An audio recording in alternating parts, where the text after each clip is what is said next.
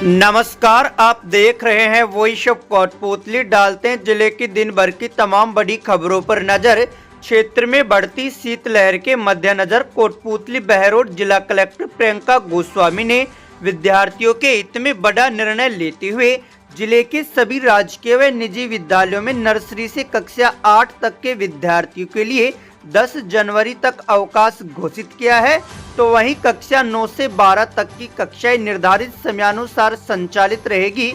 सुबह और शाम के समय तेज ठंड, कोहरा और गिरते तापमान के कारण छोटे बच्चों के स्वास्थ्य पर पड़ रहे प्रतिकूल प्रभाव को ध्यान में रखते हुए यह निर्णय लिया गया है। जिला कलेक्टर प्रियंका गोस्वामी ने बताया कि आदेश की पालना सुनिश्चित करने के लिए सभी विद्यालयों को निर्देश जारी किए गए हैं। उन्होंने कहा कि बच्चों की सुरक्षा और स्वास्थ्य सर्वोपरि है। अगर किसी विद्यालय ने नियमों की पालना नहीं की तो उसके विरुद्ध विभागीय कार्रवाई की जाएगी। कोटपूतली बहरोड जिले के प्रागपुरा थाना पुलिस ने 2.5 करोड़ रुपए से अधिक की कॉपर चोरी के मामले का महज 10 घंटे में खुलासा करते हुए 3 आरोपियों को गिरफ्तार किया है। पुलिस ने चोरी किया गया ट्रक और उसमें भरा कॉपर भी बरामद किया है। कोटपूतली बहरोड एसपी देवेंद्र कुमार बिश्नोई ने प्रेस वार्ता कर कार्रवाई की जानकारी दी। 4 तारीख की जो है सूचना आई कि साहब जो ऑनर है जिसके वहाँ कॉपर आना था कि साहब मेरे जो है ट्रक जो है कॉपर लेके गुजरात से महसाना से चला था और जिसका ड्राइवर जो है यहीं का ही है, अनिल सिंह शेखावत पुत्र इंदर सिंह निवासी कैरोड़ी ढाणी नंदा जी को। तो ये ट्रक जो है क्योंकि इसमें जीपीएस लगा होता है, इतना बड़ा महंगा माल चलता है, इसमें कॉपर लगभग 2,58,12,500 रुपये की कीमत का कॉपर इसके अंदर था। 8 बजे के करीब शाम को शाहपुरा टोल क्रॉस किया, लेकिन आगे उधर की तरफ नहीं आके और जब 12 पे बड़ौद वाले टोल से जब क्रॉस हुआ तो एक मैसेज उसके पास आया। तब उन्होंने जाकर अपना तलाश किया तो एक सफ़ेद रंग की वहाँ कोई होटल पे गाड़ी खाली मिली और प्रागपुरा ममता होटल के पास, जिस पर वहाँ के चौकीदार ने बताया कि इस तरह ये 1:30 बजे से 2 बजे के बीच में ये गाड़ी यहाँ आई थी, एक सफ़ेद कार की जो है उसके साथ रंग की कार उसके साथ में थी। एसएचओ को तुरंत सूचना मिलते ही टीम हरकत में आई। एडिशनल एसपी साहब को हमने जो है और यहाँ के जो सीओ साहब हैं निठारवाल जी, दोनों को अलर्ट किया और टीम ने त्वरित कार्रवाई करते हुए जो हमारे पास साधन हैं उन साधनों का और मुखबिर तंत्र को सक्रिय करते हुए इसकी जांच पड़ताल में लगे और जो घटनाक्रम मालिक ने बताया उसके हिसाब से उसको वेरीफाई भी किया और वेरीफाई करने के बाद हमारी टीम के प्रयास से और उधर भिवाड़ी एसपी साहब को भी हमने अलर्ट किया क्योंकि मूवमेंट गाड़ी का इस एरिया में ही कहीं घूम रही थी, जिस पर चोरी किया हुआ माल ट्रक के और गाड़ी के साथ मिल गया।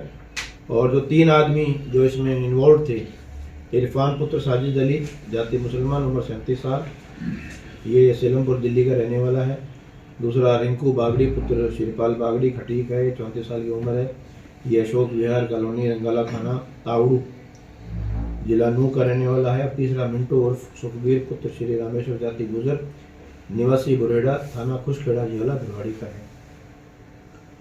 तो ये लगभग घटना रिपोर्ट होने के 10 घंटे के अंदर अंदर माल में ट्रक के चोरी जिसमें सामान लेके जा रहे थे ये बरामद किया है। 3 आदमी गिरफ्तार किए गए हैं।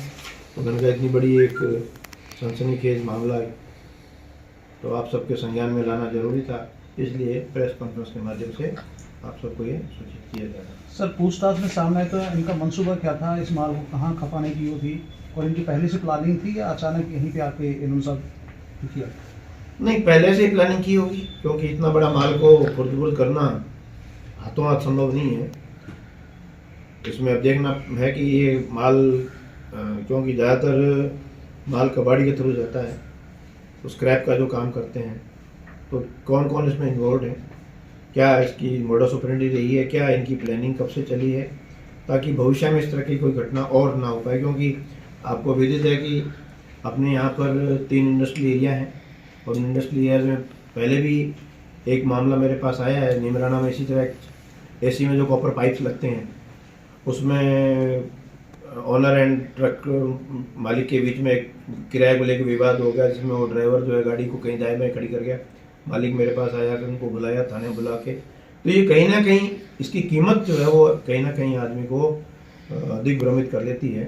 तो ये क्योंकि बहुत महंगा और बहुत बड़ी क्वांटिटी थी तो कहीं ना कहीं लालच आ गया होगा।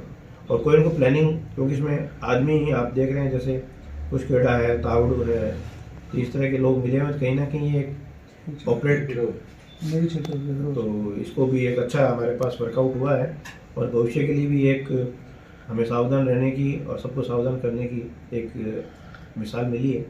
तो ये अच्छा प्रयास है। Thank you sir. प्रागपुरा थाना क्षेत्र में चोरों का आतंक देखने को नजर आया है। बेखौफ चोरों ने प्रागपुरा थाना इलाके में एक ही रात में 2 जगह चोरी की घटनाओं को अंजाम दिया है।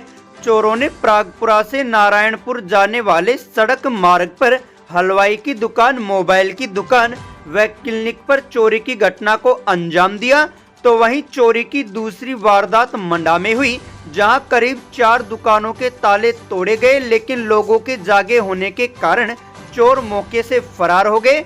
चोरी की यह घटना दुकान में लगे सीसीटीवी कैमरे में कैद हो गई। तो वहीं चोरी की घटनाओं से आक्रोशित ग्रामीणों ने सड़क पर टायर जलाकर विरोध प्रदर्शन किया। सूचना पर पहुंची प्रागपुरा पुलिस ने जल्द चोरी का खुलासा करने का आश्वासन देकर सड़क को खुलवाया। तो वहीं थाना प्रभारी भजना राम ने बताया कि पुलिस मामले की जांच में जुटी है। पीसीसी चीफ गोविंद सिंह डोटासरा ने मीडिया से रूबरू होते हुए पंचायत राज चुनाव में हो रही देरी को लेकर भजनलाल सरकार पर जमकर निशाना साधा। 1 स्टेट 1 इलेक्शन की बात करने वाले लोग हमारे प्रदेश का 3000 करोड़ रुपया जो पंचायती राज की संस्थाओं को, ग्राम पंचायत, पंचायत समिति, जिला परिषद को मिलता, वो हमारा पैसा खत्म हो गया, एक तरीके से नहीं मिलेगा। और केंद्र ने बहुत स्पष्ट कर दिया है कि अगर पंचायत राज के चुनाव आपने समय नहीं कराए तो इस वित्तीय वर्ष का ये जो 3000 करोड़ रुपए है यह आपको नहीं मिलेगा।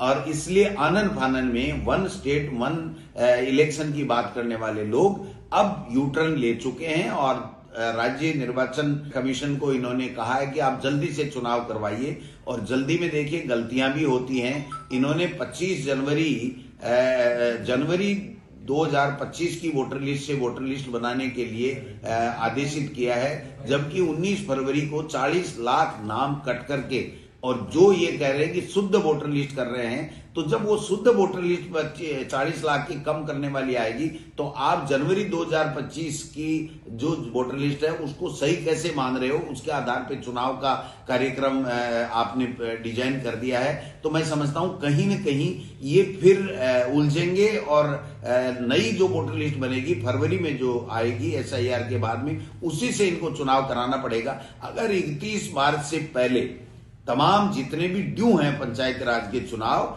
उनको अगर नहीं कराएंगे तो हमारा 3000 करोड़ रुपया लैप्स हो जाएगा। और ये भारतीय जनता पार्टी की इस पर्ची सरकार ने जो अनुभवहीन है उनकी वजह से ये राजस्थान के ग्रामीण इलाके का जो विकास होता वो विकास आज ठप पड़ा है। और 3000 करोड़ रुपए चला गया तो जनता इनको माफ नहीं करेगी, ये मैं कहना चाहता हूं।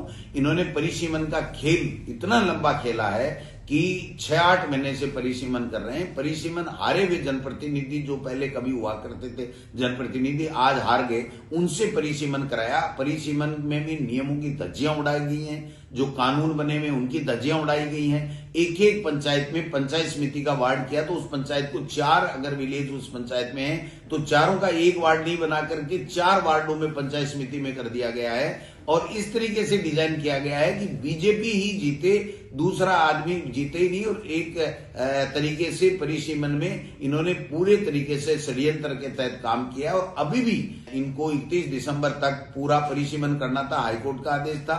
और जनगणना के लिए भारत सरकार ने इनको कैप लगा दिया था कि 31 दिसंबर के बाद में आप किसी भी राजस्व ग्राम, किसी भी जिले की और किसी भी तहसील उप तहसील की कोई सीमाओं में परिवर्तन नहीं करेंगे। जबकि कल बाड़मेर के अंदर राजनीतिक द्वेषता से वहां पर जो है वो बैकडेट के अंदर 2 तारीख को इन्होंने रात को जो है वो चेंजेस किया है। यानी सत्ता का दुरुपयोग इनकी आदत बन चुकी है। और चाहे परिसीमन का मामला हो, चाहे वो जिलों के सीमाओं में परिवर्तन करने का मामला हो, लेकिन मैं कहना चाहता हूं कि सरकार को स्टेट का 3000 करोड़ रुपया भारत सरकार लैप्स नहीं करे, इसके लिए इनको 31 मार्च से पहले चुनाव कराने चाहिए, वरना जनता इनको माफ नहीं करेगी। अगर अभी तक आपने चैनल को सब्सक्राइब नहीं किया है तो चैनल को लाइक, शेयर व सब्सक्राइब अवश्य करें।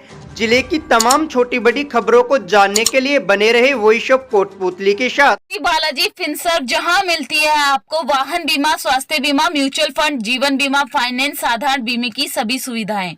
कार्यालय बानसूर महाविद्यालय के पास, बाईपास रोड बानसूर। मुख्य कार्यालय लालकोठी कोटपूतली। अधिक जानकारी के लिए संपर्क करें 8302367656।